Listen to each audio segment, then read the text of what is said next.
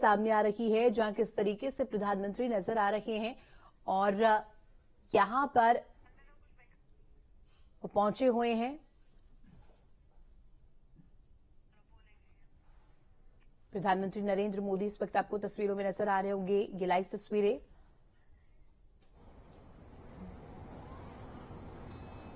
साथियों, संसदीय लोकतंत्र में आज का दिवस गौरवमय है। यह वैभव का दिन है। आजादी के बाद पहली बार हमारी अपनी नई संसद में ये शपथ समारोह हो रहा है। अब तक ये प्रक्रिया पुराने सदन में हुआ करती थी।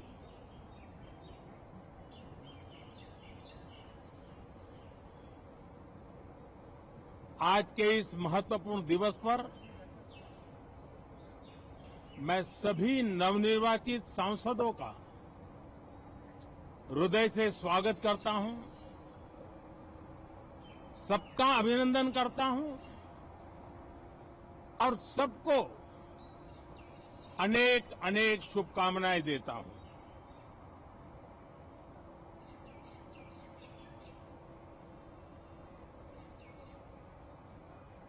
संसद का ये गठन भारत के सामान्य मानवीय के संकल्पों की पूर्ति का है। नए उमंग, नए उत्साह के साथ नई गति, नई ऊंचाई प्राप्त करने के लिए ये अत्यंत महत्वपूर्ण अवसर है। श्रेष्ठ भारत निर्माण का,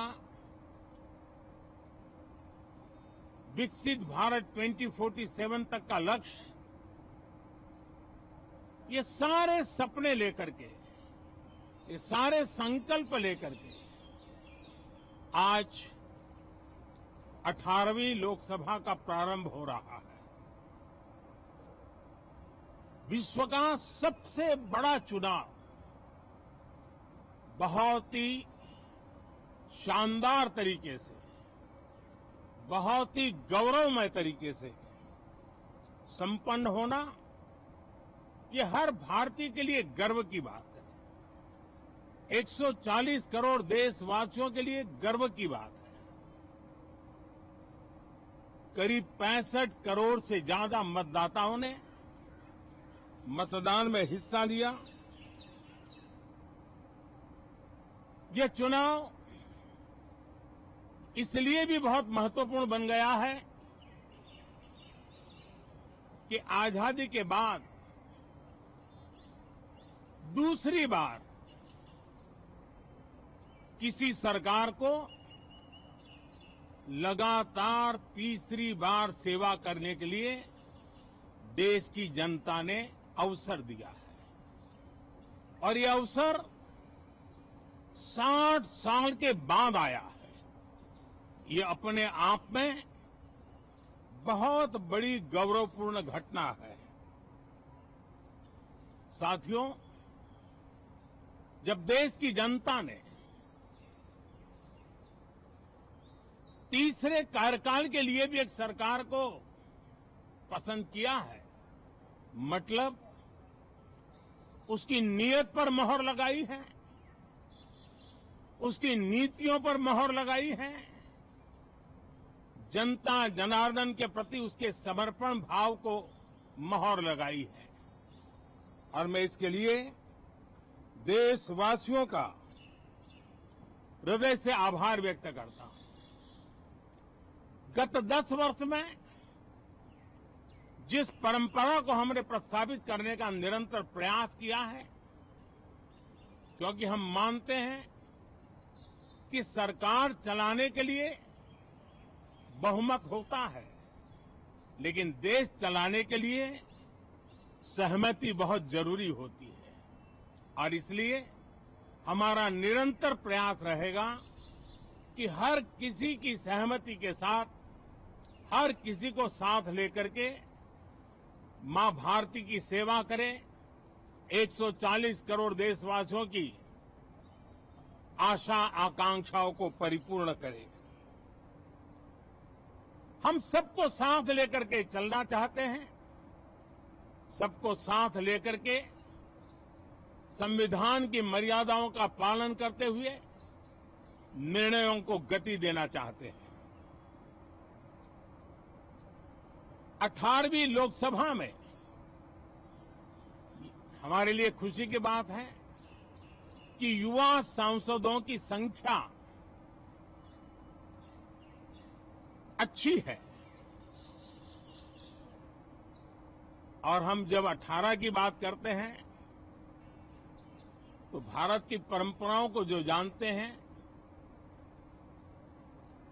भारत की सांस्कृतिक विरासत से जो परिचित हैं, उनको पता है कि हमारे यहां 18 अंक का बहुत सात्विक मूल्य है। गीता के भी 18 अध्याय है। कर्म, कर्तव्य और करुणा का संदेश हमें वहां से मिलता है। हमारे यहां पुराणों और उपपुराणों की संख्या भी 18 है। 18 का मूलांक 9 है और 9 पूर्णता की गारंटी देता है।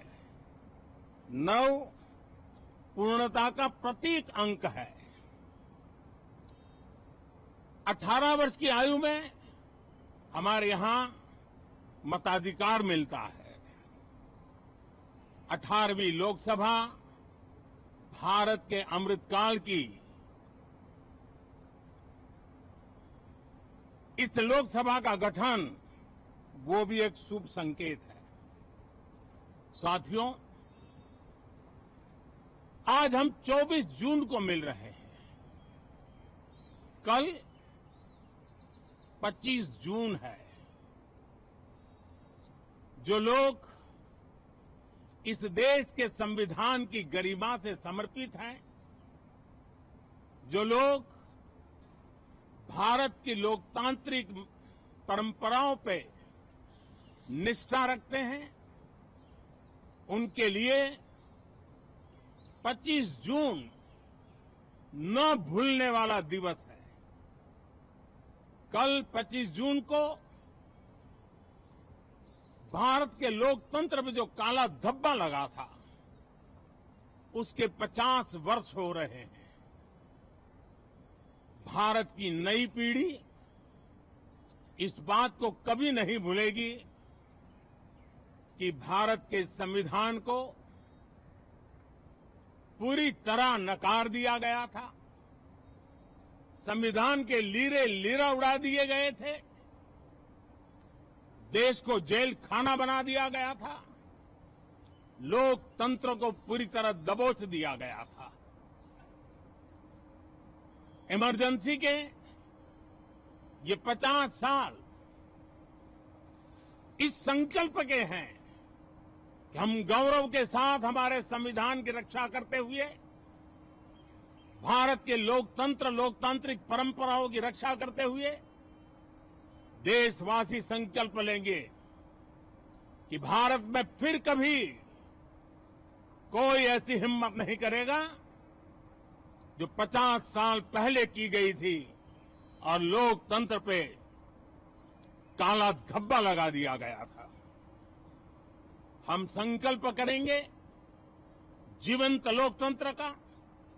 हम संकल्प करेंगे भारत के संविधान की निर्दिष्ट दिशा के अनुसार जन सामान्य के सपनों को पूरा करना।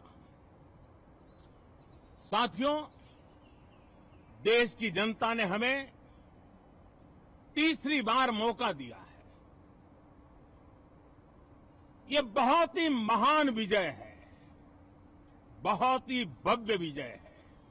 और तब हमारा दायित्व भी 3 गुना बढ़ जाता है।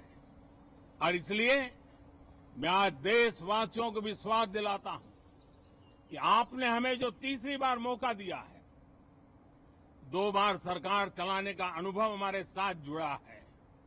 मैं देशवासियों को आज विश्वास दिलाता हूं कि हमारे तीसरे कार्यकाल में हम पहले से 3 गुना ज्यादा मेहनत करेंगे। हम परिणामों को भी 3 गुना ला करके रहेंगे। और इस संकल्प के साथ हम इस नए कार्यभार को लेकर के आगे चल रहे हैं। माननीय सभी सांसदों से देश को बहुत सी अपेक्षाएं हैं।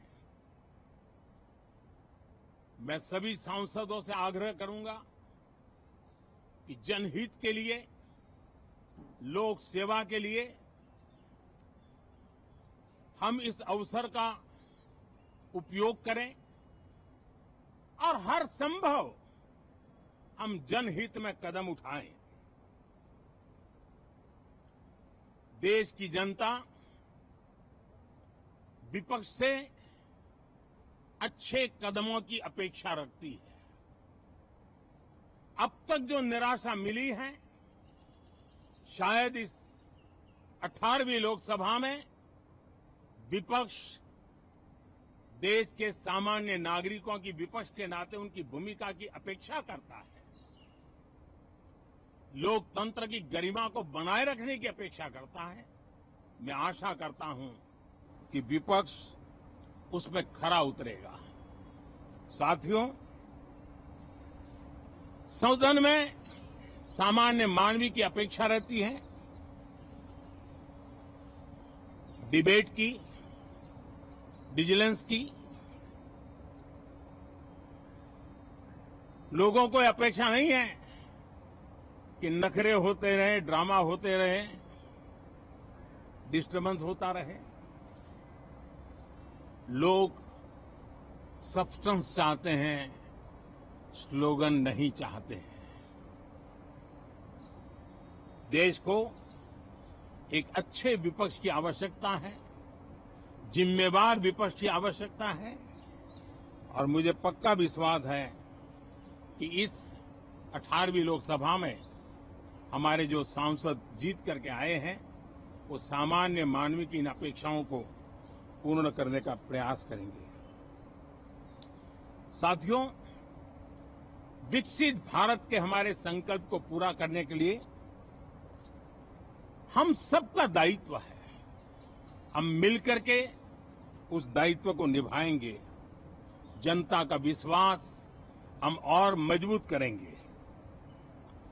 25 करोड़ नागरिकों का गरीबी से बाहर निकलना एक नया विश्वास पैदा करता है कि हम भारत को गरीबी से मुक्त करने में बहुत जल्द सफलता प्राप्त कर सकते हैं।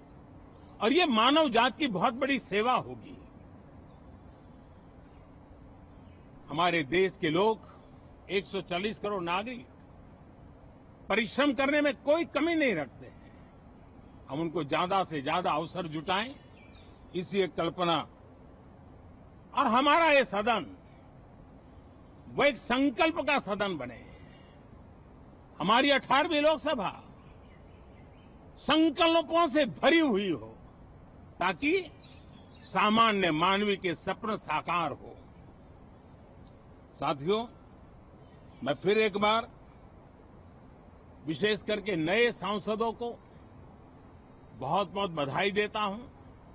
सभी सांसदों का अभिनंदन करता हूं और अनेक अनेक अपेक्षाओं के साथ आइए हम सब मिलकर के देश की जनता ने जो नया दायित्व दिया है उसको बखूबी निभाएं, समर्पण भाव से निभाएं। बहुत बहुत धन्यवाद साथियों। प्रधानमंत्री को आप सुन रहे थे। 18वीं लोकसभा के पहले सत्र की शुरुआत। और इससे देखिए, इस दिन, आज का दिन बेहद ऐतिहासिक है और इस दिन यहां पर प्रधानमंत्री बोलते हुए नजर आ रहे थे। क्या कुछ संबोधन में उन्होंने कहा, किन किन बातों का जिक्र किया। देश को एक जिम्मेदार विपक्ष की अपेक्षा है, इस तरीके से कहते हुए नजर आए। हम जनता का विश्वास और मजबूत करेंगे। सभी नवनिर्वाचित जो सांसद हैं उन सभी का स्वागत किया है, उन्हें सबको शुभकामनाएं दी हैं और विकसित भारत का संकल्प लेकर के ये लोकसभा आगे बढ़ेगी। नई संसद में पहली बार शपथ ग्रहण होगा।